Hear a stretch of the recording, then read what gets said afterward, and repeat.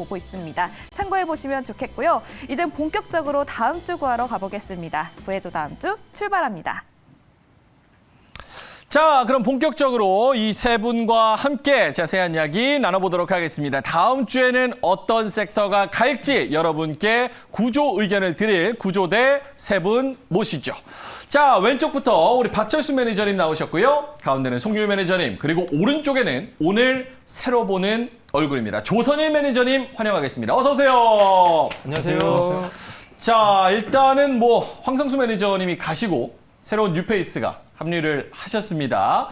소개 좀 한번 부탁드릴까요? 조선일 매니저님. 네, MBN 골드 소속의 조선일 매니저입니다. 앞으로 이 시간대 여러분들과 같이 좋은 종목과 함께 좋은 종목 추천드리면서 여러분 같이 하도록 하겠습니다. 앞으로 잘 부탁드리겠습니다. 예. 탑픽 섹터는 이름에서 유추하면 될까요? 네, 그렇죠. 조선이 예. 1등이다. 예, 조선일. 맞습니다. 조선 요새 시들시들하던데 나쁜 타이밍에 오셨네요. 그래도 저는 좀 긍정적으로 보고 있기 때문에요. 예. 이제 3, 4분기가 끝나고 있는 시점이기 때문에 3, 4분기가 좀 좋아질 것 같습니다. 조선 측면에서. 예. 알겠습니다. 송유 매니저님 어떻습니까? 좀 느낌상, 첫인상상 네. 황성수 매니저보다 조금 합이 더 잘 맞을 것 같습니까? 이게 지금 제가 무슨 답변을 하더라도 굉장히 부정적인 그런 질문인데, 네, 일단 저는 두 분 다 굉장히 좋은 이미지로 봤기 때문에 예. 더욱더 잘 될 것 같습니다. 느낌상으로. 네. 합이 좋을 것 같아요? 네, 좋을 것 같습니다. 그전에는 그래도 그 옷 네. 색깔 톤이 좀 맞았는데 네. 오늘 딱 뉴페이스시니까 화이트 톤으로 좀 입으신 것 같습니다. 그냥 입을 거 없어가지고 이번 예. 할 말이 없습니다. 저는. 네. 알겠습니다. 박철수 매니저님 어떻게 추석 연휴 잘 보내셨나요? 저는 다리 골절로 집에서 이제 계속 쉬고 있었습니다. 다리 골절이요? 냉장고에 발가락을 붙여가지고, 네. 그러니까 술을 적당히 드셔야 되는데. 아닙니다. 저녁을 먹다가, 저녁 먹다가. 이게 굉장히 위험한 예. 무기더라고요, 냉장고가. 그래서 여러분들도 조심해야 될 것 같습니다. 아니 어떻게 부딪히면 다리가 부러져요? 음식이 끓어가지고 예. 뛰어가다가 예. 거기 턱에 딱 걸린 거예요. 그래가지고 지금은 어떠세요? 지금도 네 깁스를 하고 있습니다. 그럼 일어서면 깁스 돼 있나요? 아니요, 오늘은 빼고 왔습니다. 오늘은 빼고 오셨고. 네. 알겠습니다. 쾌차하시길 바라겠습니다. 조선일 매니저는 어떻게 이 두 분 젊은 피여서 사실 에너지가 엄청 넘치거든요. 조선일 매니저님이 좀 화이팅을 같이 해주셔야 되는데 네. 좀 합이 맞을 것 같습니까? 네, 오늘 보니까 두 분도 열정적이셔가지고 예. 저도 이제 그런 분들을 되게 좋아하는데 예. 합이 좀 잘 맞을 것 같습니다. 조선일 매니저님의 투자 성향은 어떠세요?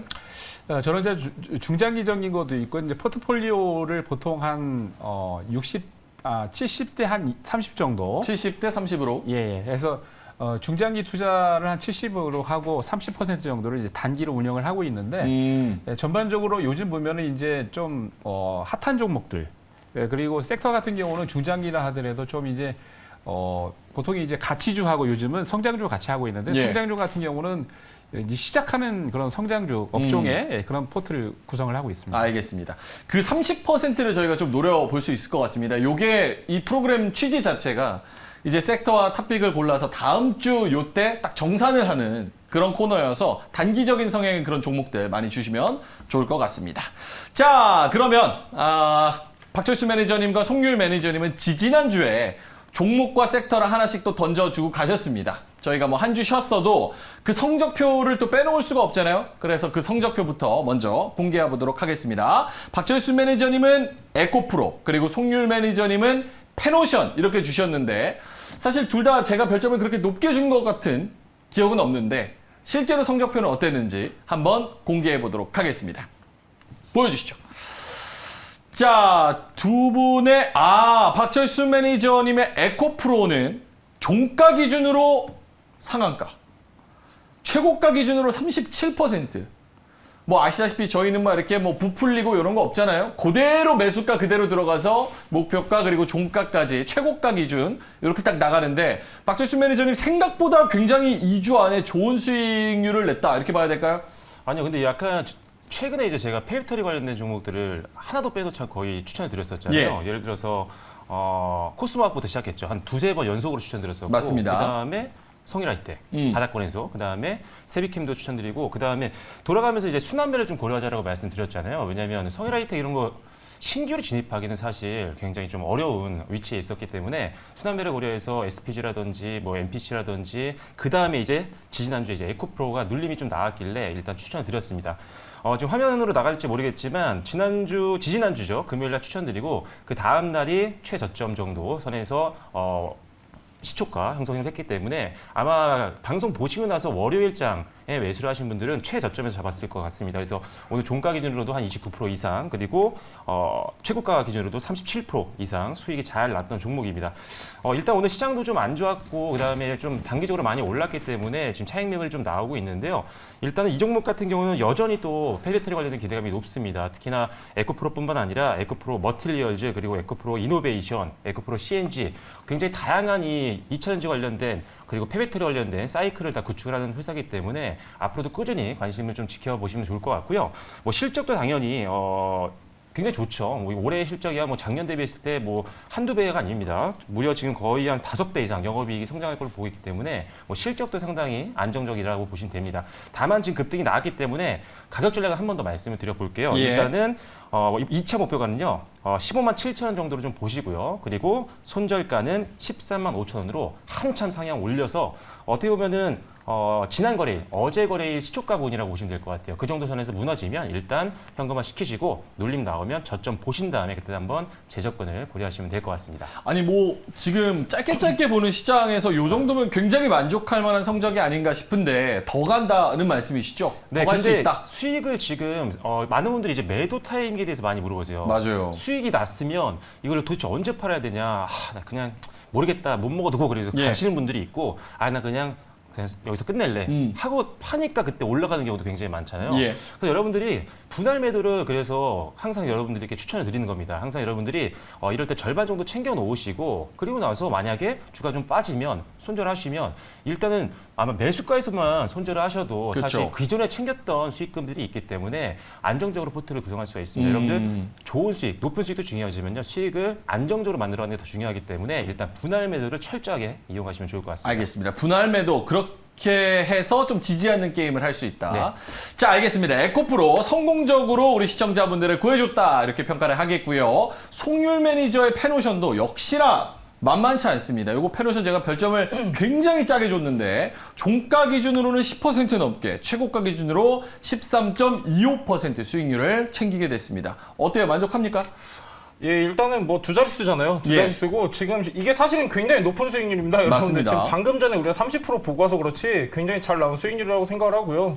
일단 단기적인 관점에서는 저는 어느 정도 차익 실현을 하는 게 좋겠다라고 먼저 말씀드리고 싶고 패노션 같은 경우는요. 이미 발빠르게 대응을 해가지고 LNG 선박 같은 경우는 추가로 지금 5대를 확보를 했습니다. 그리고 무엇보다도 실적 굉장히 잘 나오고 있는데 패노션 같은 경우는 지금 14년 만에 지금 상반기 영업이익 4천억을 돌파를 했습니다. 그래서 지금 이제 패노션 같은 경우는 약간 우리가 실적뿐만이 아니라 이제 전반적으로 이제 재무 안정성이 굉장히 뛰어난 회사다 이렇게 체크하시면 좋을 것 같은데 지금 일단은 현금성 자산 같은 경우는 지금 이제 2020년 기준으로 했을 때 2,100억 가량이었는데 지금 현재 7천억 가량 되고 있습니다. 그렇기 때문에 굉장히 재무 안정성이 뛰어난 회사이고 지금 이제 LNG선 확대가 굉장히 공격적으로 이루어지고 있는데 패노션 같은 경우는요 이미 1년치 장기 계약을 많이 따놓은 상황이기도 하고 무엇보다도 실적 좋고 모멘텀이 있기 때문에 약간 지금 같은 시점 특히나 제가 여러분들한테 설명드렸을 때가 주봉상 지지 구간이었습니다. 그렇기 때문에 약간 우리가 박스권 트레이딩에 적합한 종목이다. 이 정도 파악하시면 좋을 것 같습니다. 알겠습니다.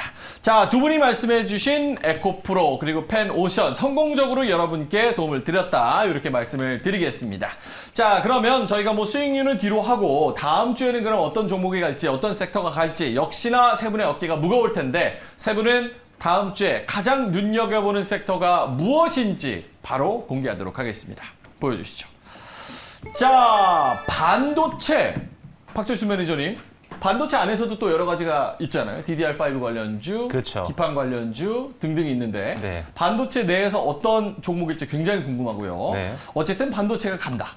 송률 매니저님은 엔터. 특히나 오늘 SM 같은 경우 이슈가 있으면서 급등하는 모습을 보여줬는데 그 안에서 어떤 종목이 있을지도 궁금합니다. 자, 그리고 역시 조선일 매니저님은 요 컨셉인지 아닌지 모르겠지만 조선을 가져오셨어요. 오늘 첫인상을 좀 강하게 남기려는 시도인지 진짜 조선이 갈 것 같은지 네. 어떻습니까? 정답입니다. 제 컨셉이기도 하고요. 예. 이제 태조 이방원에서 조선이 많이 빠진 것 같아요. 맞습니다. 그래서 이제 앞으로 좀 관심을 좀 가져야 될 것 같습니다. 자, 알겠습니다. 그러면 송률 매니저 먼저 한번 모셔볼까요? 엔터 중에서도 사실은 뭐 SM 이외에도 사실 볼 종목들이 굉장히 많은데 송률 매니저의 PT를 통해서 다음 주 왜 엔터가 갈 것 같은지 한번 들어보도록 하겠습니다. 자, 송률 매니저님 단상으로 모시도록 하고요. 내용적인 측면에서 왜 굳이 다음 주일까? 이런 부분 한번 들어보죠. 네, 일단 엔터 제가 한 2달 만에 또 가져오는 업종인데 엔터 같은 경우는요, 여러분들 우리가 다른 거 없습니다. 이렇게 환율 강세일 때 우리가 꼭 주목해야 되는 섹터 중 하나인데 일단 첫 번째 장 보면서 설명드리도록 하겠습니다. 자, 다른 거 필요 없죠, 여러분들. 지금 이제 또 실적에 대한 우려가 굉장히 강하게 작용을 하고 있기 때문에 영업이익 체크 안 할 수가 없습니다. 우리나라 주요 4개 엔터사 실적을 보면요, 지금 영업이익이 작년부터 올해, 내년까지 지금 이렇게 나와져 있습니다. 단순히 엔터사드 같은 경우는요, 이제 매출 중심으로 외형 성장이 아니라 이렇게 같이 지금 영업이익도 계속해서 지속적인 성장을 하고 있기 때문에 우리가 체크하실 필요가 있겠고, 무엇보다도 지금 전반적으로 내년까지는 좋습니다. 내년 하반기까지는 굉장히 긍정적인 전망을 갖고 있는 게 바로 엔터고요. 무엇보다도 지금 이제 엔터사드 같은 경우는 굉장히 좀 다양합니다. 지금 이제 최근에 이렇게 어떻게 보면 인플레 우려, 그리고 국제유가, 거기에다가 지금 금리, 이런 부분이 종합해하게 지금 우리 작용을 하고 있는데 이런 악재에서 비교적 어느 정도 이렇게 좀 회피할 수 있는 그런 섹터이기 때문에 여러분들 체크하시면 좋을 것 같다는 생각입니다. 다음 장면 한번 보시면요. 자, 엔터사드 같은 경우는 왜 이렇게 좀 대외 악재에서 자유로울 수 있냐? 일단은 첫 번째는 얘 같은 경우는 환율 강세 수혜주입니다. 왜 그러냐면은 제가 여러분들한테 크래프톤 한세 시럽 설명드릴 때도 말씀드렸었는데 걔네도 이제 해외 매출 비중이 굉장히 높았습니다. 근데 엔터사드 중에서도 이제 전체 매출에서 해외 매출 비중이 큰 기업들 같은 경우는요, 특히나 지금 이제 환율 지금 이제 1,400원 앞두고 있는데 지금 엄청나게 급등을 했습니다. 엄청나게 급등을 했고 환율 같은 경우는 13년 만에 지금 계속해서 고공행진 중이기 때문에 이렇게 우리가 좀 해외 매출 비중이 큰 기업들 같은 경우는 체크하실 필요가 있겠습니다. 자, 실제로 여러분들 현대차 같은 경우는요, 2분기에 약 환차익으로 6천억가량 지금 이제 적용이 됐기 때문에 이렇게 해외 매출 비중이 큰 기업들 같은 경우는 환차익 수혜가 기대된다, 실적 개선이 기대된다, 이렇게 파악하시면 좋을 것 같고, 일단은 하이브가 굉장히 큽니다. 전체 매출 100% 중에 75%가 지금 해외에서 발생을 하고 있다, 이렇게 알려져 있는데 이런 기업들, 특히 이제 업종을 우리가 전체적으로 볼 게 아니라 시장이 굉장히 어렵기 때문에 종목 바이 종목으로 보셔야 되는데 이런 기업들 같은 경우는 우리가 첫 번째로 체크하실 필요가 있겠습니다. 다음 장면 한번 보시면요. 자, 여러분들도 아시다시피 코로나19로 인해서 콘서트, 오프라인 콘서트, 대면, 이벤트, 사인회 이런 게 일체적으로 금지가 됐습니다. 근데도 불구하고 팬덤은 오히려 늘었죠. 이게 지금 이제 엔터 산업에 대한 요약인데, 자, 이제 연도별로 이렇게 어떻게 보면은 그 당시에 유행했던 그런 내용들이 나와 있는데 여기서 봐야 될 거는 이제 코로나 전후로 나뉘어진 상황입니다. 자, 일단은 2000년 초반부터 해가지고는 일본을 중심으로 활동 무대를 잡았었고 그 다음에는 이제 글로벌 팬덤 크기가 곧 기업의 실적을 반영을 했습니다. 근데 지금 이제 어떤 상황이냐면은 글로벌 팬덤을 아티스트와 이어줄 플랫폼 경쟁력이 굉장히 두드러지고 있기 때문에 지금 엔터사들은요, NFT, 메타버스뿐만이 아니라 플랫폼에 굉장히 많은 투자를 기울이고 있고 실제로 굉장히 큰 매출에 기여를 하고 있기 때문에 플랫폼 매출에 어느 정도 큰 기업을 중점적으로 보실 필요가 있겠습니다. 다음 장면 한번 보시면요. 지금 실제로 지금 이제 주요 엔터사드 같은 경우는요, 다양한 기업들하고 협업을 하고 있습니다. 이렇게 플랫폼 협업을 이렇게 진행을 하고 있는데 여기에서 실제로 지금 매출이 발생하고 있는 기업들도 있기 때문에 여러분들이 체크하실 필요가 있는데, 자, 이 표에서 봐야 될 거는 몇 가지 없습니다. 지금 이제 대표적으로 한 3개 정도 지금 이제 플랫폼에 대한 수치가 나와져 있는데 위버스, 유니버스, DOU 3개가 나와 있습니다. 그 중에서 가장 독보적인 존재감 보이고 있는 게 위버스죠. 위버스 같은 경우는 하이브의 자회사에서 지금 만든 서비스인데 플랫폼 같은 경우는 실제로 지금 이렇게 계속해서 매출 성장하고 있고요.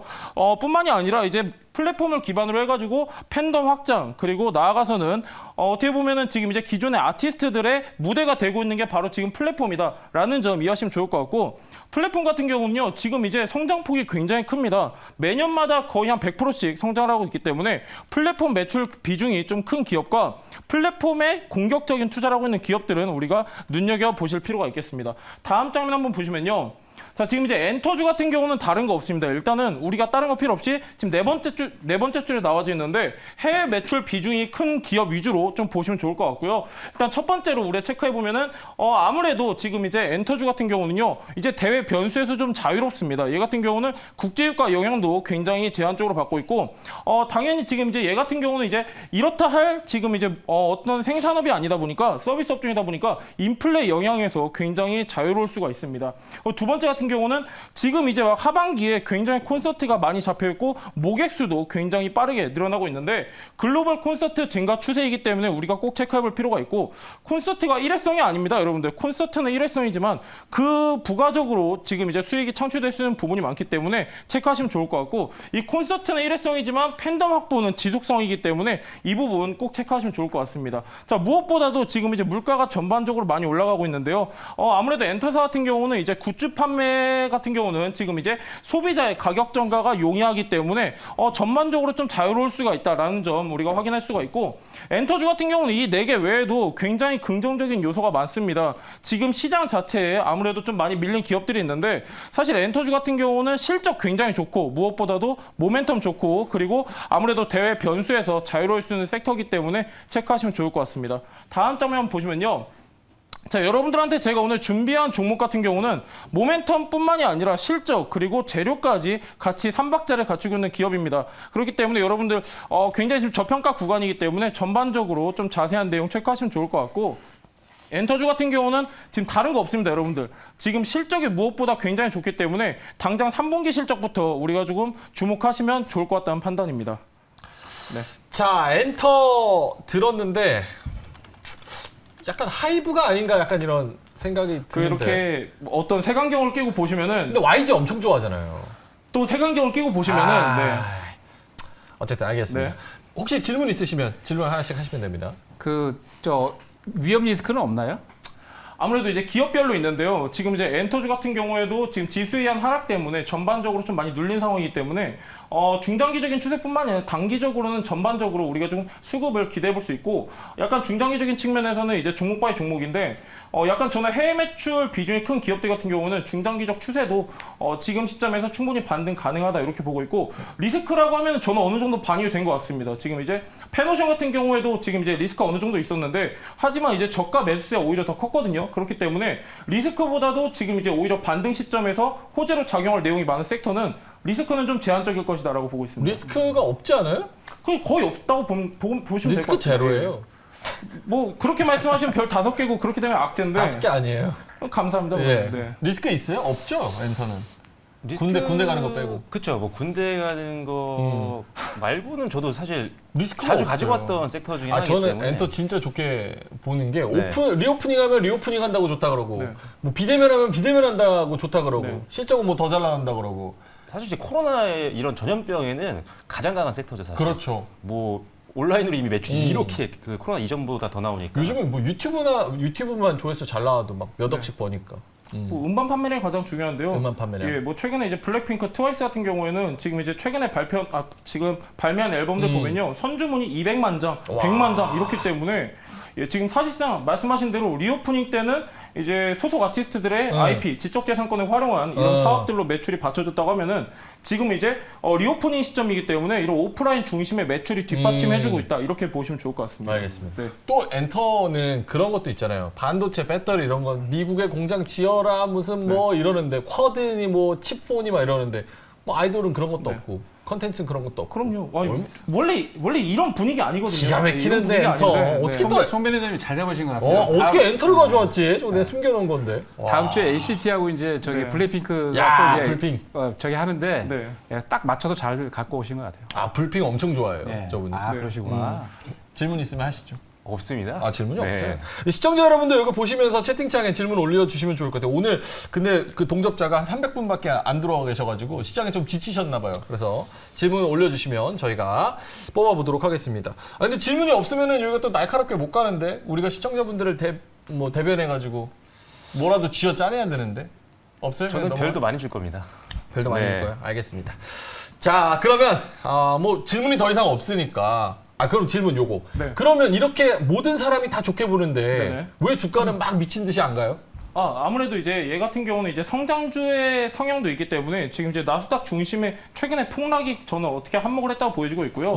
지금 사실상 투자 심리가 굉장히 다운됐기 때문에 말씀하셨다시피 태조 이방원 중심으로 계속해서 순환매가 좀 돌았지 않습니까? 그러니까 어떻게 보면 지수의 영향이 가장 크게 작용을 했다고 보여지고 있고요. 지금 사실상 미국의 지금 이제 기술주 성장주 중심의 부진이 뒷받침되지 않았나 이렇게 좀 보고 있습니다. 알겠습니다. 자, 그럼 저희의 별점 공개하면서 탑픽 힌트 보죠. 저희의 별점 보여주시죠.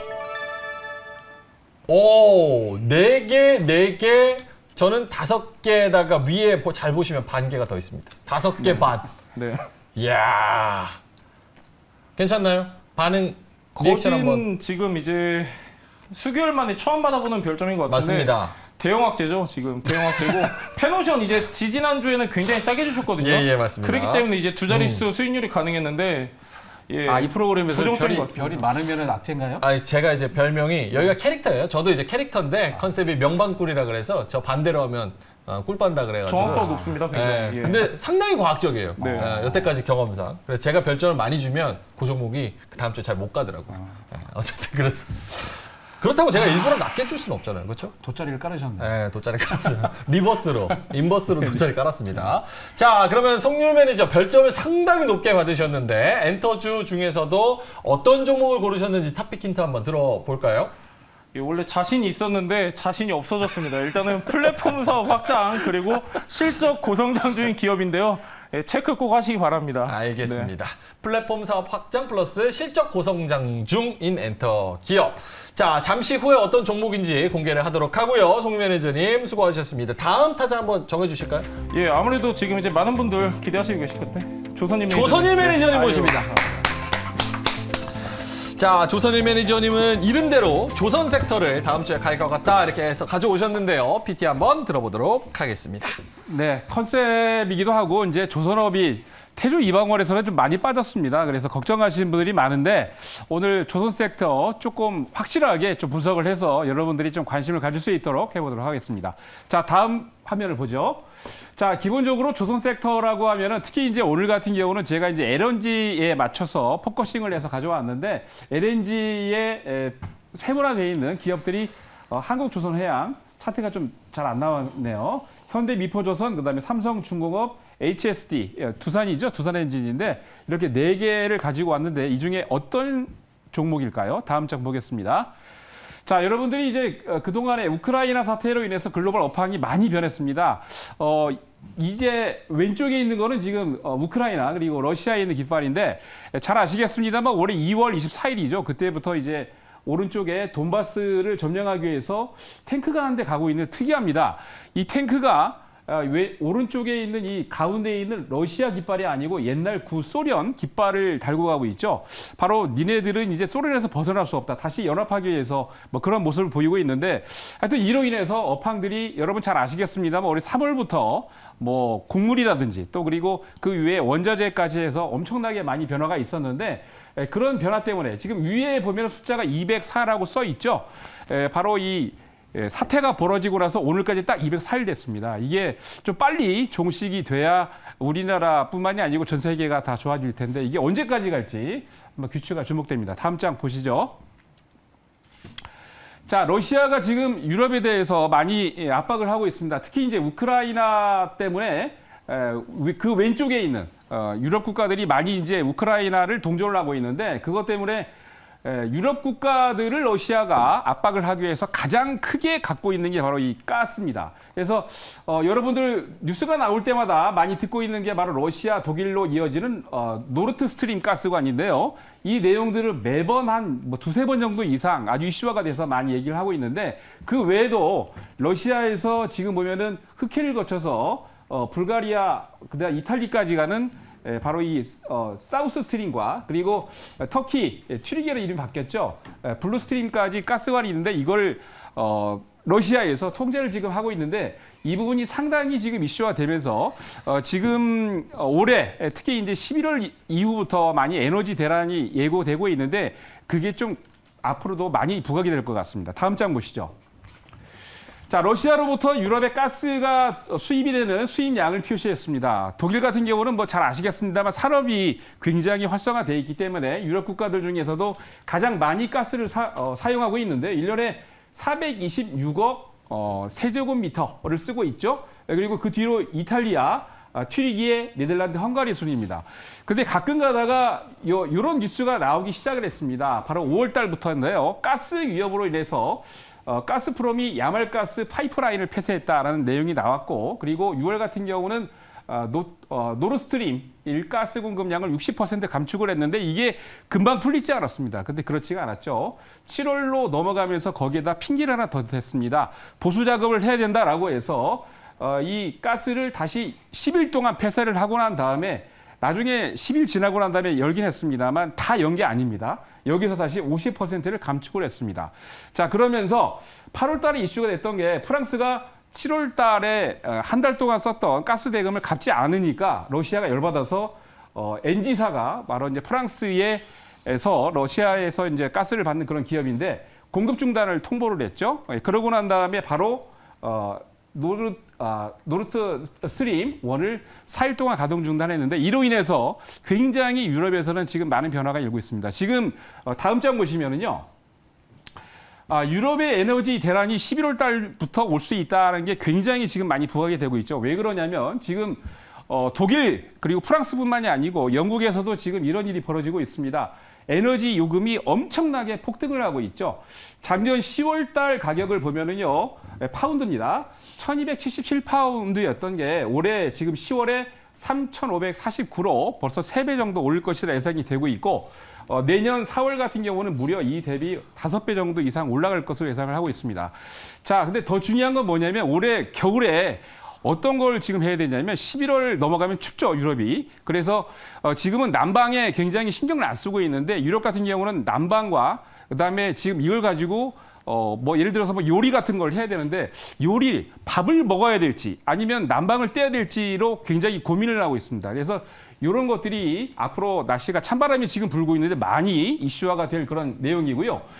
오른쪽 같은 경우는 런던 IC 거래소에서 거래되고 있는 네덜란드의 가스 9월물 선물 가격인데 작년 10월 달에는 이게 지금 메가와트 시당 유로를 나타내는데 50유로에서 지금 보시면 얼마 전 8월 26일까지 무려 6배가 올라갔습니다. 자, 여러분 가스 굉장히 중요한데 이게 에너지 대란이 올 11월 이후부터 더 크게 부각이 될 거로 보여집니다. 자, 넘어갑니다. 자, 제가 타픽을 힌트를 드릴 건데 다른 분들은 제가 오늘 처음이어가지고 다른 분들은 딱 한 장 했는데 제가 좀 3장이나 준비했어요. 그래서 조금 긴데 조금만 시간 내서 좀 들어주십시오. 자, 힌트 보겠습니다. 네. 자, 우선 이제 여러분 보셨죠? LNG의 신조선이라는 거는 제가 조선이라는 새로 나온 조선이 아니고요. 바로 이제 새로운 배를 발주 현황을 나타냅니다. 작년 10월까지 전 세계 LNG의 1등이 중국이었는데요. 드디어 금년에 바뀌었습니다. 중국이 42% 그리고 우리나라가 47%로 무려 중국을 5% 능가하는 그런 LNG 발주를 보였고요. 이로 인해서 오늘 금년 7월 달까지 국내 조선 3사 LNG 수주 현황을 보니까 척입니다. 전체적으로 103척이 발주가 됐는데 그중에 한국조선해양이 34척, 삼성중공업이 24척, 그리고 대구조선해양이 20척 이렇게 발주됐습니다. 우리나라가 엄청나게 지금 발주했는데 이게 지금 여러분들 3년치의 발주량이 차고 넘치는 겁니다. 더 이상 받을 수가 없습니다. 왜냐하면 배라는 거는 프로세스가 있기 때문에 1년에 어떤 대이수량을 맞출 수가 없는데 그게 벌써 이미 3년치가 이미 다 포화 상태인 거죠. 자, 거기다가 보통 일반적으로 우리가 물건을 사러 갈 때는 어떻습니까? 사러 가는 사람이 조금 아쉬운 소리를 해야 되는데 요즘 너무 보통 보면은 이제 LNG를 러시아가 잠그고 있기 때문에 1등, 2등 하고 있던 러시아가 빠지고 미국과 지금 카타르가 1등, 2등을 다투고 있는데요. 카타르가 무려 한 7개월 만에 몇 년치의 돈을 벌었습니다. 자, 그래서 보통 일반적으로는 유럽이라든지 또는 다른 국가들이 카타르를 가기 위해서 배를 만들어서 가야 되는데 카타르가 돈이 너무 많이 버니까 니네 올 필요 없다. 우리가 직접 발주를 해서 배달까지 해줄게. 플러스 배달 비용까지 해줘라고 해서 카타르까지 가세를 해서 이렇게 엄청난 수주를 하고 있는데 더 달라고 우리나라에 요구를 하고 있지만 더 줄 수가 없습니다. 왜? 3년치가 이미 포화 상태고 더 만들 여력이 없기 때문에요. 자, 여기까지 힌트 드리고 다음 장 보겠습니다. 자, LNG선, 선가, 배 가격이 상승을 하고 있습니다. 여러분들 차트를 보시면요. 2013년과 14년이 조선주의 꼭지였습니다. 거기 바닥이었습니다. 근데 우연찮게 금액을 보시면은 한 대당 2억 500만 달러입니다. 엄청나죠? 보통 한 3천억 정도 됩니다. 배 한 척당. 근데 재미있는 거는 2017년도와 18년도인데요. 전체적으로 이때 가격이 무려 한 10% 내지 15% 이상 배 가격이 떨어졌습니다. 그래서 1억 8,200만 달러였다가 2021년도에 드디어 2014년도와 15년도의 가격을 뚫고 올라와서 2억 1천만 달러, 그리고 올해는 2억 2,008만 달러까지 올라왔는데 전체적으로 봤을 때 배 가격이 엄청나게 올라갔죠. 근데 중요한 게 여기 있습니다. 거의 대부분의 조선사들이 2017년도, 18년도 선가가 배 가격이 떨어지니까 모든 거의 대부분의 LNG선을 만드는 그런 기업들, 우리나라 얘기를 하고 있습니다. 조선사들이 다 유상증자를 했습니다. 근데 유독 한 개의 기업만 2018년도에 무상증자 한 주당 한 주씩을 줬던 기업이 있고요. 그리고 오히려 이때 다 유상증자를 하고 있는 이 찰나에 그 기업만 배당을 줬습니다. 바로 그 기업이죠. 다음 넘어가겠습니다. 자, 그래서 글자가 좀 잘 안 보이네요. 그래서 보통 이제 제가 이제 3분기 이때 여러분들이 조선사들 턴어라운드 하기 때문에 봐야 된다라는 얘기를 강조하는 이유가 바로 이겁니다. 여러 종목이 있는데 턴어라운드 할 종목들을 써놨는데 글자가 잘 안 보이는군요. 자, 근데 이 가운데 있는 종목이 가장 적자를 2, 4분기 때 6월 달입니다. 안 보여도 좋습니다. 어차피 조금 이따가 말씀을 드릴 거니까. 근데 66억을 적자를 냈는데 3분기 때부터 드디어 턴어라운드를 합니다. 네. 자, 여기까지 제가 할 얘기는 무지 많은데 우선 이제 오늘 처음이니까 여기까지만 하고 예. 더 하셔도 되는데 되게 편하게 있었는데 아쉽네. 얘기 들으면서 여기서 있는 게 제일 편한데. 알겠습니다. 조선주 질문을 뭐 있을까요? 저 먼저? 네.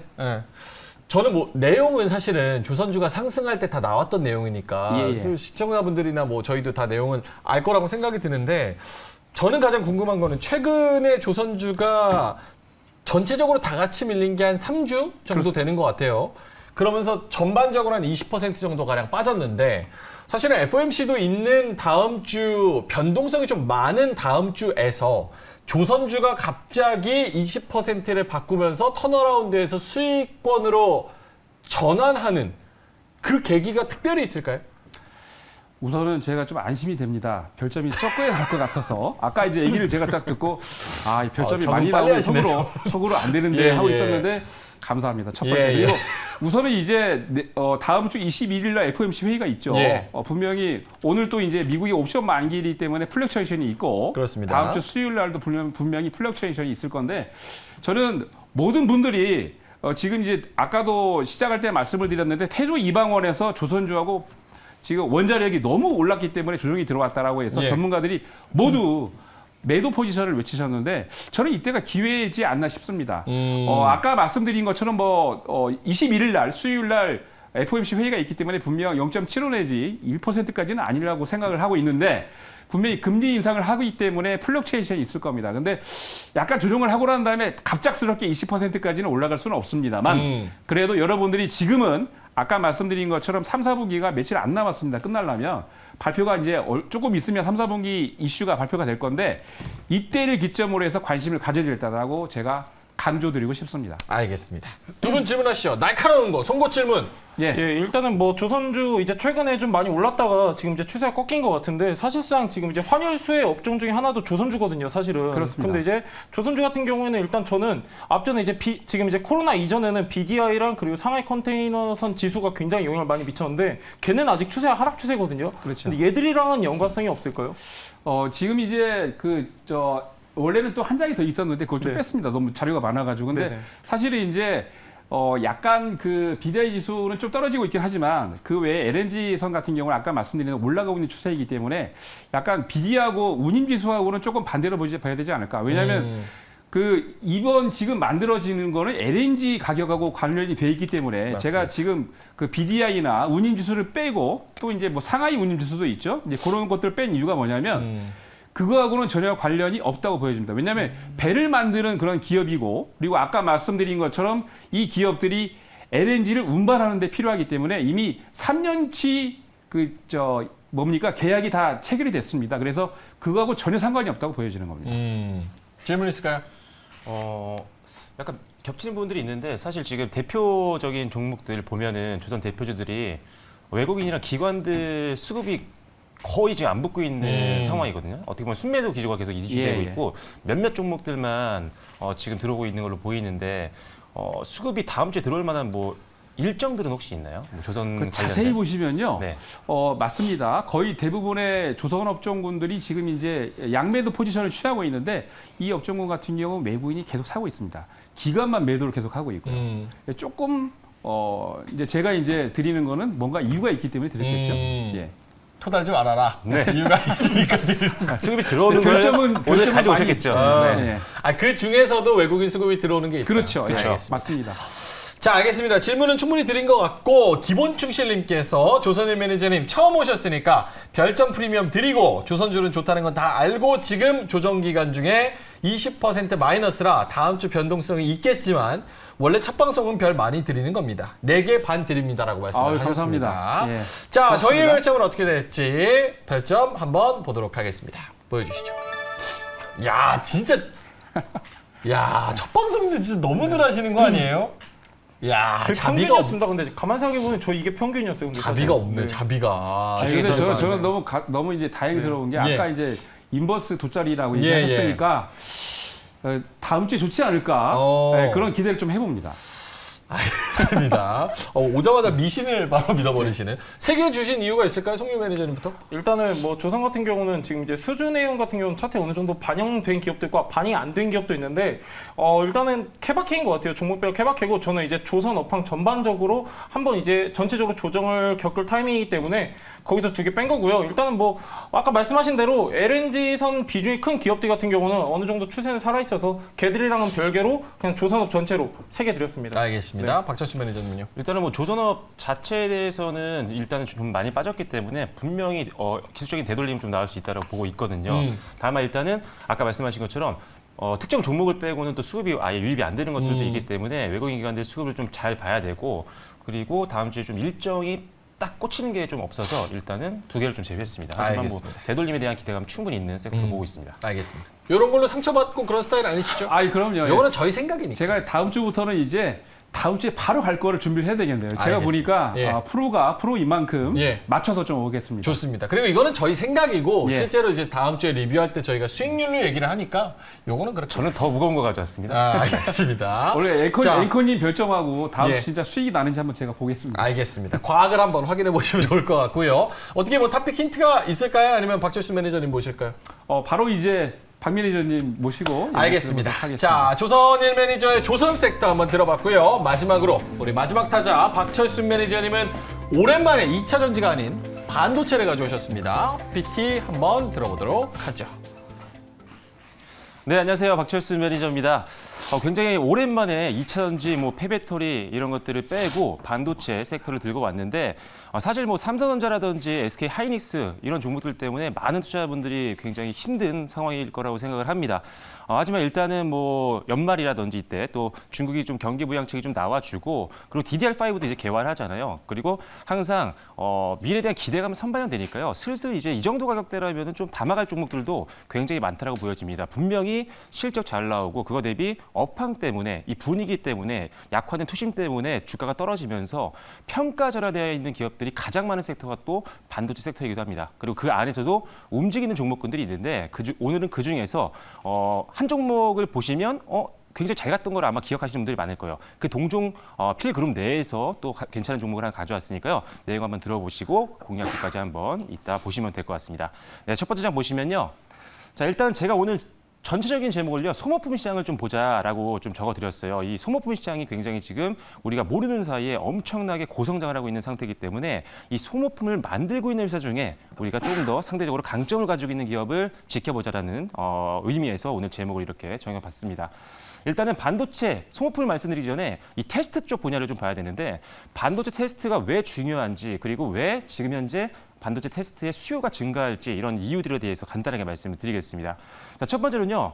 반도체가 지금 사용되고 있는 범위가 굉장히 넓어지고 있죠. 옛날같이 단순한 어떤 업무라든지 이런 거에 사용되는 게 아니라 지금은 뭐 PC 같은 경우도 굉장히 고사양을 요하고 있고요. 뭐 그다음에 뭐 IoT, 사물 인터넷이라든지 뭐 자율주행이라든지 이런 데서 상당히 미래지향적인 산업에서는 고사양 제품들이 많이 사용이 됩니다. 자, 그러다 보니까 테스트 난이도가 굉장히 높아져요. 왜냐면 이걸 실수하면요. 그 반도체를 사용하고 있는 기계라든지 이런 것들이 문제가 결함이 생기면 더 큰 문제가 생기기 때문에 과거에 단순했던 반도체에 비해서 지금은 테스트가 굉장히 난이도가 높아졌습니다. 그러면서 테스트의 어떤 과정들도 많아졌죠. 스텝이 굉장히 많이 증가를 하고 있는 추세고 그리고 테스트의 소요 시간도 굉장히 길어집니다. 굉장히 꼼꼼하게 봐야 되는 것들이 있거든요. 그래서 이런 것들 때문에 테스트를 하는 회사들 전반적으로 다 일단 우리가 주목을 할 필요가 있겠다라고 보시면 될 것 같고요. 이제 다음 장 보시면요. 그래서 이거는 뭐 도표로 나타내는 건데 일단 복잡성, 기능성, 신뢰성이 반도체가 높아지다 보니까 결국은 테스트에 대한 수요가 늘어날 수밖에 없는 거고 그리고 반도체도 이제 뭐 전장이라든지 자율주행이라든지 엄청나게 수요가 많은 산업들이 많이 생기고 있는 상태입니다. 그래서 반도체 수요 자체도 늘어날 수 있기 때문에 결국 테스트 수요는 계속 늘어날 것이다. 뭐 이런 표라고 보시면 될 것 같아요. 네, 다음 장 보시면요. 네, 그래서 그중에 우리가 반도체 테스트 관련된 산업 내에서 우리가 소모품 그중에 소켓을 좀 주목하자 이렇게 말씀을 드릴 텐데 이유는 일단 첫 번째로는요. 성장이 지속하고 있기 때문입니다. 자, 일단 소켓 시장의 어떤 성장 속도는 앞으로도 가속화될 것으로 보고 있는데 과거부터 지금까지 살펴보시면 2011년도부터 16년도까지는 한 자릿수 성장을 했습니다. 하지만 17년도부터는 두 자릿수 성장이 나왔고요. 그리고 역시나 2019년도에도 18% 성장. 그래서 17년도와 19년도는 각각 이제 데이터 센터가 개화했을 때, 그다음에 5G가 도입됐을 때 이때라고 생각하시면 돼요. 그래서 이때도 두 자릿수 성장을 해줬고요. 그리고 2020년도 지금부터 앞으로는요. 굉장히 다수의 어플리케이션에서 사용되는 수요가 증가를 하고 있기 때문에 아까 말씀드렸던 뭐 전장이라든지 자율주행이라든지 이런 반도체를 굉장히 많이 사용하는 그런 분야들이 많이 생기고 있기 때문에 역시나 이쪽 사용되고 있는 소켓 쪽 시장은 계속 성장을 하고 있었다라고 보시면 될 것 같습니다. 네, 다음 장 보시면요. 자, 소켓을 또 이렇게 도표로 말씀드렸습니다. 아까 말씀드렸던 것처럼 2017년도까지는 한 자릿수 때 성장, 그 다음에 2017년도 때 두 자릿수, 그 다음에 2019년도 때 다시 한번 두 자릿수 성장을 하고 최근에 약간 눌렸죠. 이거 지금 지수 같은 경우는 시가총액 상위 대표 글로벌 기업들의 시총을 합산해 놓는 그래프입니다. 그래서 최근에 주가가 좀 밀렸죠. 그래서 좀 내려왔지만 이제는 이 정도라면 담아갈 수 있을 만한 구간까지 내려왔다 이렇게 보시면 될 것 같습니다. 자, 그리고 성장률은 2022년도부터 더 커질 걸로 보고 있는 거고요. 네, 다음 장 볼게요. 자, 두 번째 전방 수요 증가인데. 자, 전방 시장이 굉장히 불안하잖아요. 전체적인 반도체 업황이 지금 불안한 게 전방 시장에서 어떤 수요 둔화, 뭐 PC에서도 수요가 둔화될 것 같고 막 우려감이 엄청 많잖아요. 경기도 둔화되고 있고. 자, 그런데 소켓 쪽 시장은 하방 경직성이 좀 있습니다. 왜냐하면 앞으로 말씀드렸지만 새로운 이 어플리케이션형 칩 수요가 많이 늘어날 거라고 봤는데 그 안에 들어가는 이 소켓이 많이 사용이 된다는 거죠. 근데 우리가 상식적으로 생각을 하면 반도체가 팔리는 것만 생각을 하시는데요. 반도체 칩을 개발할 때도 테스트를 해야 됩니다.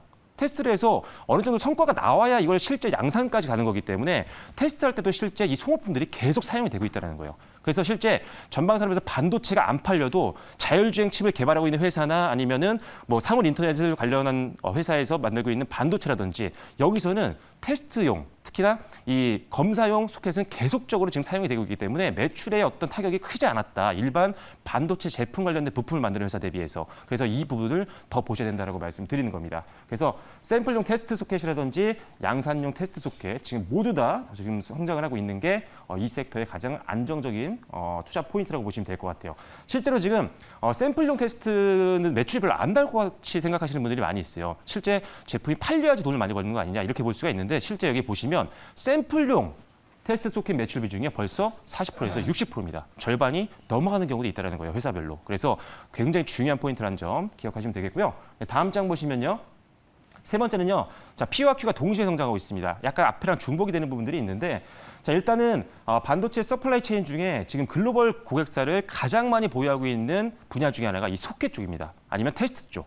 자, 그리고 반도체 칩의 성능이 향상되면서 이 부분 좀 약간 복잡한데 성능이 향상되면 솔더블이라고 해서 입출력 단자가 많이 들어가게 돼요. 조그만 입출력 단자가 굉장히 한정된 공간에 여러 가지가 들어가게 되는데 그러면 이 숄더블 하나당 소켓 하나가 검사를 해줘야 됩니다. 그러니까 숄더블 숫자가 늘어나게 되면 이 소켓 그 안에 핀 숫자까지 늘어나기 때문에 단가가 늘어날 수밖에 없는 상태입니다. 그래서 사양이 높아질수록 소켓 단가는 상승할 수밖에 없는 거고 자, 그다음에 아까 말씀드렸던 적용추가 계속적으로 확대가 되고 있는 상황이기 때문에 Q도 지속적으로 성장하고 있는 상황이다. 이렇게 보시면 되겠습니다. 자, 특히나 지금 소모품으로 프로브 카드라는 게 있거든요. 이것까지 설명을 좀 나중에 드리겠고요. 자, 소켓과 프로브 카드가 대표적인데 프로브 카드 대비했을 때 소켓은요. 교체 주기가 좀 짧습니다. 그래서 훨씬 더 교체 수요에 대한 어떤 성장 가능성도 높기 때문에 지금은 소켓 쪽 사업을 꼭 하시는 기업들을 보는 게 좋겠다라고 말씀드리겠습니다. 네, 다음 장 보시면요. 자, 이런 거요. 이게 지금 테스트 소켓이고요. 저 안쪽에다가 이제 반도체 칩이 올라가서 검사를 하는 겁니다. 근데 그 안에를 자세히 보면 이렇게 핀 모양이 있어서 그 숄더블 하나당 이 핀 하나가 닿아서 접촉 분량이지 쉽게 생각하면 이런 것들을 테스트하는 거라고 보시면 될 것 같아요. 자, 이해를 위해서 넣어드렸고요. 네, 다음 장 보시면요. 자, 그래서 일단 이 테스트 쪽 서플라이 체인에서 사실 선호도는 제가 봤을 때는 소켓 쪽이 가장 좀 좋을 것 같고요. 그리고 사실 소모품도 사실 괜찮습니다. 그러니까 소모품 자체가 저는 가장 괜찮다고 보고 장비는 후순이에요. 그리고 지금 살짝 장비주가 잘 못 가고 있는 상황입니다. 그래서 지금은 장비주보다는 소모품 관련된 특히나 소켓 사업을 꼭 하고 있는 기업들 위주로 보신다면 굉장히 기대감을 좀 가질 수 있을 것 같아요. ISC가 최근에 많이 올랐었죠. 소켓 관련된 회사라는 것 다시 한번 기억하시면 될 것 같습니다. 다음 장 보시면 실제 ISC가 있는데 제일 위가 이제 종합주가 지수고요. 두 번째가 ISC인데 최근에 많이 올랐었죠. 그리고 나머지 대표 종목들은 아직 쉽사리 많이 오르진 않았습니다. 그렇다고 해서 저점이 무너지고 있는 것들은 아니라서 지지는 잘 해주고 있으니까요. 한번 잘 선별한다면 제2 ISC 찾을 수 있을 거라고 좀 보고 있는 상태입니다. 네, 다음 장 보시면요. 네, 선별 포인트는 간단합니다.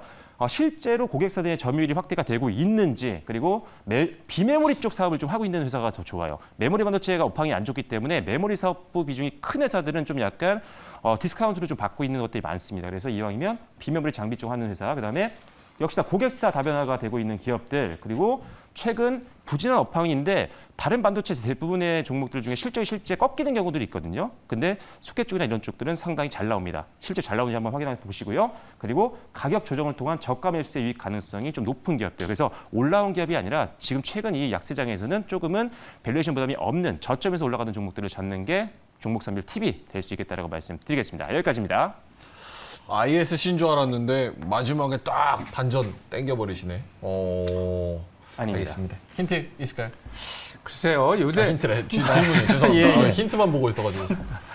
저 전체적으로 이제 보면은 소켓이나 말씀하신 것처럼 섹터가 좋긴 한데 네, 삼성전자나 SK 하이닉스 주가를 보면 좀 그렇잖아요. 그렇죠. 네, 그래서 원래 이제 대장주가 가야 원래 쫓아 올라가는 건데 요즘 네. 좀 거꾸로 된 것 같아요. 맞습니다. 네, 언제쯤 대장주들이 갈 것 같습니까? 제가 봤을 땐 사실 중국 시장의 어떤 경기가 좀 살아나야지만 전체적으로 올라갈 수 있을 걸로 보고 있거든요. 뭐 DDR5에 대해서도 말씀드렸지만 물론 DDR5 때문에 우리나라 수혜 볼 수 있는 기업들이 많이 생길 거고 하지만 결국은 경제가 좀 살아나야 돌아오기 때문에 약간 벌크선 쪽에서도 좀 약간 지수가 좀 올라와 줘야 사실 그것 때문에 우리가 경기가 좀 살아나고 있다는 거를 확인할 수 있는 지표 중에 하나잖아요. 그래서 그런 것들이 좀 올라가 줘야 중국经济가 좀 살아나면서 전체적으로 잘 올라가지 않을까 이렇게 좀 생각을 하고 있습니다. 저 같은 경우는. 송희 매니저님. 아직은 좀 멀었죠. 일단 뭐 지금 미국에서 중국에 대한 이제 반도체 장비 수출 규제가 확대되고 있는데요. 지금 아까 보니까 테스트 소켓에 대해 말씀해 주셨는데 지금 최근에 이제 규제가 강화됐는데 이 테스트 소켓 쪽에는 어떤 영향을 미칠까요? 크게 없습니다. 왜냐하면 이게 잘 모르고 있었는데 이 테스트 소켓 쪽이나 핀 쪽이 사실 우리나라가 기술력이 굉장히 높아요. 맞습니다. 그래서 사실 예전에는 사실 일본이 거의 뭐 독점하거나 이런 케이스였는데 지금 점유율을 많이 뺏어온 상태고 사실 일본 쪽에서 우리가 뺏어오고 있는 것들이 굉장히 많잖아요. 그 중에 대표적인 섹터이기 때문에 사실 글로벌 시장에서 아까 제가 설명드릴 때 한 줄이 있었는데 우리나라 대표 기업들뿐만 아니라 글로벌 기업들과도 거래하고 있는 경우가 대부분입니다 지금. 그러면은 지금 말씀 주신 거에서 소켓 아까 딱 주가 차트 보여주셨잖아요. 기술적으로 봤을 때 ISC는 최근에 뭐 한 달 정도 동안? 한두 달? 한 달?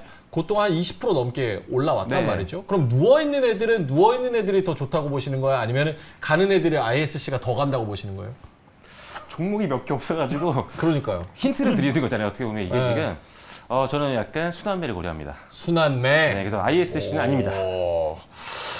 자, 알겠습니다. 그러면 질문 더 없으면 우리 박철수 매니저의 반도체 관련주 탑픽 힌트 한번 들어보죠. 네, 절대 맞추실 수 없을 것 같은데. 예. 네. 일단 주력 제품들이 지금 실제로 이 업황 속에서 굉장히 불안한 이 반도체 분위기 속에서도 지금 호조를 보이고 있는 상태입니다. 실적이 올라가고 있다는 의미고요. 그리고 지금 신제품 매출이 이제 곧 나옵니다. 아직은 안 나왔지만 그래서 그 기대감이 반영될 수 있는 시기가 이제 가까워졌다고 보고 있기 때문에 기존 사업의 호조, 그다음에 신제품 모멘텀이 있기 때문에 이게 또 주가 상승 동력이 될 수 있는 기업이라고 말씀드리겠습니다. 알겠습니다. 저희 별점은 안 궁금한가요? 네, 별점이 뭐 중요한가요? 주식이 가는 게 중요하죠? 아니 그럼 이 코너는 없어요, 예. 이거 별점. 아닙니다. 알겠습니다. 저희 별점 한번 보도록 하겠습니다. 자, 두 분은 어떻게 와, 이거 안 봤으면 큰일 날 뻔했네. 5개. 이야, 별이 5개. 와. 전 진짜 이게 테스트 소켓 중점적으로 말씀해 주셨는데 네. 사실 이 테스트 소켓 자체만 놓고 봤을 때는 지금처럼 이제 DDR5로 이렇게 세대 교체할 때가 가장 얘들한테는 좋을 때거든요. 시기상으로 저것도 봤을 좋죠. 때. 근데 지금 말씀하신 것처럼 굉장히 이제 저평가되는 주식도 많고 해가지고 전 5개 드렸는데 야, 이거 옆에 거 보고 나니까 이거 저기 가운데 지금 별이 가장 지금 초위기입니다. 제가 언제 이런 캐릭터가 됐습니까? 언제부터? 아, 이거 못 고치겠네. 큰일 났네. 코로나 악재 이후 최대 악재입니다 지금. 와, 조선희 매니저님은 4개. 예, 저는 조금 이제 약간 아까 좀 말씀하셨는데 예. 중국하고 관계가 좀 안 좋잖아요. 그렇죠. 그래서 이제 그것 때문에 지금 현재는 좀 매출이 좋긴 합니다만 앞으로 좀 매출이 줄어들지 않을까 그런 조금 불안이 좀 있어요. 그래서 5개를 두려다가 1개를 뺐습니다. 네. 어쨌든 아까 평균 별점으로 봤을 때는 엔터랑 비슷한 지금 상황입니다. 자, 알겠습니다. 박철수 매니저님 반도체 관련해서 PT를 잘 들어봤습니다. 자, 한 분은 엔터, 한 분은 조선, 한 분은 반도체 이렇게 말씀을 해 주셨는데요. 결국은 이제 종목 장세이기 때문에 이 안에서 어떤 종목이 가는지가 가장 중요할 것 같습니다. 자, 그럼 송률 매니저님 먼저 엔터 중에서 저는 YG나 하이브를 예상을 했었는데 어떤 종목일지 한번 들어보도록 하겠습니다. 예, 제가 앞전에 여러분들한테 설명드렸었던 종목입니다. 하이브인데요. 하이브 같은 경우 여러분들 뭐 BTS 악재만 떠올리실 게 아닙니다. 굉장히 우리가 체크해야 될 포인트가 많고 지금부터 본격적으로 추세 전환할 수 있는 종목이기 때문에 꼭 참고하시면 좋을 것 같습니다. 자, 일단 하이브 같은 경우는요. 여러분들 좀 이제 주봉 차트 보시면 좋을 것 같은데 지금 거의 최저점입니다. 제가 여러분들한테 근 한 2달 정도 지금 이제 계속해서 저평가 바닥에 있는 종목들 가져다 드리고 있는데 일단 얘 같은 경우는 3가지 체크 포인트가 있다고 하면요. 일단 첫 번째는 아티스트 IP 기반의 사업 영역을 확대하고 있습니다. 일단은 플랫폼 기업을 여러분들 좀 중점적으로 보셔야 된다 말씀드렸는데 그 기업이 바로 하이브죠. 하이브 같은 경우는 지금 이제 네이버 브이라이브하고 통합을 해가지고요. 브이라이브 같은 경우는 약 한 3천만 명 가량이 지금 이제 이용을 하고 있고 지금 이제 하이브 자회사에서 운영하고 있는 위버스 같은 경우는 약 한 700만 명이 이용을 하고 있는데 올 연말에는 통합이 됩니다. 그렇기 때문에 3,700만 명 가량의 최소 인원이 지금 이제 이용을 할 것이라고 전망을 하고 있고요. 두 번째로는 지금 이제 소속 아티스트 중심으로 월드 투어가 활발하게 이루어지고 있는 종목 중 하나입니다. 자, 이제 지금 BTS 같은 경우는 지금 이제 솔로 활동 계획이 발표를 했고 소속 아티스트 뭐 세븐틴, TXT, 엔하이픈 지금 이제 다양한 소속 아티스트들이 월드 투어를 진행함으로써 실적 개선에 추가적으로 개선을 할 수 있겠다라는 부분 참고하시면 좋을 것 같고 무엇보다도 하이브 같은 경우는요. 지금 이제 주가는 바닥권에 있지만 실적 고성장주인 기업 중에 하나입니다. 자, 하이브 같은 경우는 지금 내년까지 어느 정도 실적 성장 이어갈 것으로 전망되고 있는데 일단은 올해 같은 경우는요. 전년 대비해가지고 매출액, 영업이익 30%씩 증가할 것으로 예상되고 있기 때문에 지금처럼 바닥권에 있을 때 약간 분할 매수 관점으로 보시면 좋을 것 같습니다. 자, 오늘 지금 종가가 15만 4천 원인데요. 매수가는 15만 4,500원, 거기서부터 15만 1,800원 잡아드리도록 하겠고요. 목표가는 16만 9천 원, 손절가는 14만 1,000원 제시하도록 하겠습니다. 알겠습니다. 하이브 매수가, 목표가, 손절가 이렇게 잡아주셨습니다. 어떻게 움직일지 다음 주까지 한번 지켜보도록 하고요. 자, 조선으로 넘어갑니다. 조선일 매니저의 조선주 중에서 어떤 종목을 가장 눈여겨보고 계실까요? 예, 4개 아까 종목을 말씀드렸는데 그중에 바로 하나였습니다. 첫 번째 이게 위에 상단에 오른쪽에 있던 현대미포조선입니다. 화면을 좀 보시죠. 제 컴퓨터 화면에 보시면은 2018년도 12월 달 12월 26일 날 무상증자 나온 게 있죠.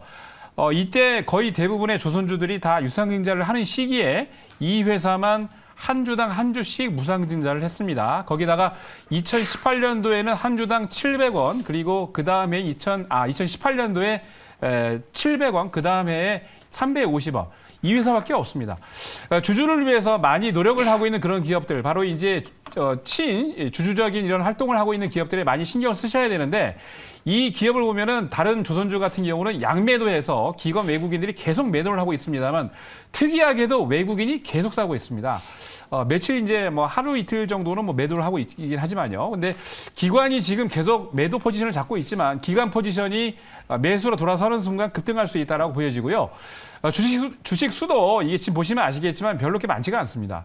거기다가 이 회사 같은 경우는 아까도 힌트를 다 드렸는데 3, 4분기 때 굉장히 많이 턴어라운드 합니다. 근데 10월 달 발표될 때 여러분들이 참 늦습니다. 그래서 지금부터 여러분들 말씀드린 대로 관심을 가져주시고요.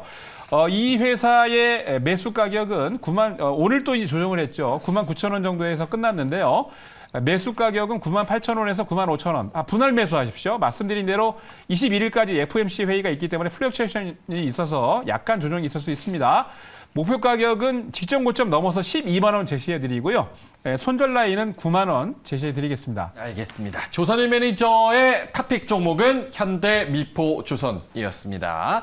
자, 마지막으로 박철수 매니저님, 테스트 소켓 어떤 종목일까요? 네, 굉장히 많은 종목들이 있는데 오늘은 TSE를 여러분들께 소개를 해드리겠습니다. TSE. 네, TSE 같은 경우는 이제 프로브 카드가 주력인 회사고요, 사실은. 그 다음에 거기다가 소켓 사업을 이제 동시에 영위하고 있는 기업이라고 보실 수가 있는데 기존엔 사실 이 프로브 카드가 낸드 쪽에서 많이 사용이 됐었어요. 그런데 지금 기술 개발을 통해서 이제 D램 쪽으로 하반기부터 좀 들어가게 됩니다. 추가적으로 실적에 대한 어떻게 보면 이 프로브 카드의 업사이드가 열린다고 볼 수가 있는 거죠. 그래서 그런 부분이 앞으로의 실적을 더 기대할 수 있게 만드는 첫 번째 요소라고 보시면 될 것 같고요. 자, 두 번째로는 이 비메모리 소켓 매출 확대가 굉장히 전망이 됩니다. 일단 현재 테스트 소켓 매출에서 비메모리가 약 55% 정도가 되고 있는데요. 자, 북미 팹리스라든지 또는 삼성전자가 주력 회사예요. 그런데 지금 북미 쪽에 추가적으로 지금 접촉을 하고 있는 회사가 굉장히 많은 것으로 업계에서는 지금 알려져 있는 상태입니다. 그래서 추가적인 수주 소식 기대해 볼 수 있는 회사라고 보시면 될 것 같고요. 자, 세 번째는 실적 성장입니다. 일단은 별도로도 좋지만 최근에 자회사 실적들이 굉장히 좋았어요. 그래서 연결 기준으로 보면 영업이익 같은 경우는 올해 작년 대비해서 무난하게 한 50% 이상은 고성장할 것으로 보고 있는 상태입니다. 역대 지금 연도별로 봤을 때는 영업이익이 가장 큰 폭 성장을 올해 기대해 볼 수 있는 상황이기 때문에 일단 밸류가 너무 싸요. 지금 주가가 너무 많이 빠졌기 때문에 현재도 지금 10배 수준밖에 되지 않고요. 지금 포워드 PER을 보면은 지금 7배 정도밖에 되지 않기 때문에 굉장히 낮은 상황에서 저점에 담을 수 있는 구간이다. 그리고 최근 기술적으로도 연간 차트에서는 저점에서 움직이고 있는 상태이기 때문에 뭐 기술적으로도 무리 없는 구간이다. 그리고 ISC 순환매가 나오기 시작하면은 한번 수급 유입도 한번 기대해 볼 수 있는 종목이기 때문에 한번 ISC에 이은 두 번째로 TSE 흐름 한번 기대해 보도록 하겠습니다. 자, 매수가는요 51,800원에서 52,900원으로 제시를 해드리도록 하겠고요. 그 다음에 목표가는 6만 원, 그 다음에 손절가는 5만 원으로 제시를 해드리도록 하겠습니다. 알겠습니다. 자, 구해줘 다음 주 세 분의 종목들 하이브, 현대미포조선 그리고 TSE 이렇게 세 종목이었습니다. 이 세 종목이 실제로 갈지 다음 주 관심 갖고 지켜보시면 좋을 것 같습니다. 자, 그럼 구해줘 다음 주는 여기서 마무리를 하도록 하고요. 이제 세 분의 3인 3색의 코너로 들어가 보겠습니다. 일단은 송유 매니저가 첫 번째로 이제 첫 번째 타선에 나서게 되는데 이번 주 핫 종목, 이번 주에 가장 시장을 뜨겁게 달궜던 이슈가 있었던 종목은 어떤 종목들인지 그리고 그 종목들이 다음 주에도 갈 수 있을지 분석을 어떻게 해야 되는지 송유 매니저가 인사이트를 가득 담아서 전해드리도록 하겠습니다. 자, 그럼 임민수 아나운서 이번 주 핫 종목 어떤 종목들인지 전해주시면 좋을 것 같습니다. 네, 이번 주를 뜨겁게 달군 이번 주 핫 종목 살펴보도록 하겠습니다. 먼저 약 일주일 만에 또다시 52주 신저가를 경신한 삼성전자인데요. 오늘 장중에 55,500원까지 밀리는 모습이었습니다. 고환율에 대한 부담에 외국인의 매물 철회 그리고 거기에 더해서 간밤에 뉴욕 증시 하락이 주가에 영향을 준 것으로 보이는데요. 3일 전만 해도 4%대 급등세를 보여줬던 삼성전자, 동사의 전망 이야기 나눠보도록 하겠습니다. 다음은 코리아 SE 볼 텐데요. 동사는 올해에만 무려 500%의 상승률을 기록하고 있습니다. 때문에 투자 경고 종목으로 지정되고 지난 8일에 거래가 정지됐는데요. 거래가 재개되고 나서도 열기를 이어가는 모습이었습니다. 지난 13일에 상한가를 기록했고요. 오늘 또다시 상한가를 기록했습니다. 리튬 사업 진출 그리고 태풍 남마돌의 북상과 관련해서 자연재해 복구 관련주로 부각되면서 연일 상승세를 이어가고 있는데요. 코리아 SE에 대한 전략 이야기 함께 해보겠습니다. 다음 세 번째 핫 종목으로 현대 에버다임 보겠습니다. 지난 13일 우크라이나군이 러시아군을 상대로 반격에 나서면서 재건 관련주들의 이목이 집중됐는데요. 때문에 중장비 제조사인 현대백화점의 그룹 계열사 현대 에버다임이 13일 26% 상승 마감됐습니다. 그 이후로는 하락 마감하고 있는 모습인데요. 어떤 전략을 세워야 할지 송율 매니저의 뷰 들어보도록 할게요. 네, 다음 네 번째 핫 종목 현대글로비스 보겠습니다. 지난 14일 동사는 글로벌 완성차 브랜드와 3년간 2조 원이 넘는 규모의 완성차 해상 운송 계획을 체결했다고 전했는데요. 이번 계약은 선사가 자동차 제조사와의 경쟁 입찰로 맺은 단일 계약 중에 최대 규모라고 합니다. 이번 계약으로 매출과 영업이익 모두 늘어날 것으로 전망되는데요. 현대글로비스 향후 전망에 대해서 이야기해보겠습니다. 마지막 핫 종목으로 블록딜 이슈가 있었던 두산 에너빌리티 볼게요. 동사는 원전 정책에 대한 수혜 기대감으로 8월 내내 가파른 상승세를 보였지만요. 블록딜 이슈를 기점으로 하락세로 돌아섰습니다. 지주회사 자산 매각에 대한 호재가 전해지면서 이날 오전 상승을 보여주기는 했지만 결국 하락 마감했는데요. 보유자들은 어떤 전략을 짜야 할지 송율 매니저와 이야기 나눠보도록 하겠습니다. 이번 주 핫 종목 본격적으로 출발해 볼게요. 자, 지금부터는 수면상한가 스페셜 매니저들의 개인기들을 만나볼 시간입니다. 첫 번째 시간 이번 주 핫 종목 송율 매니저와 함께하겠습니다. 매니저님 안녕하세요.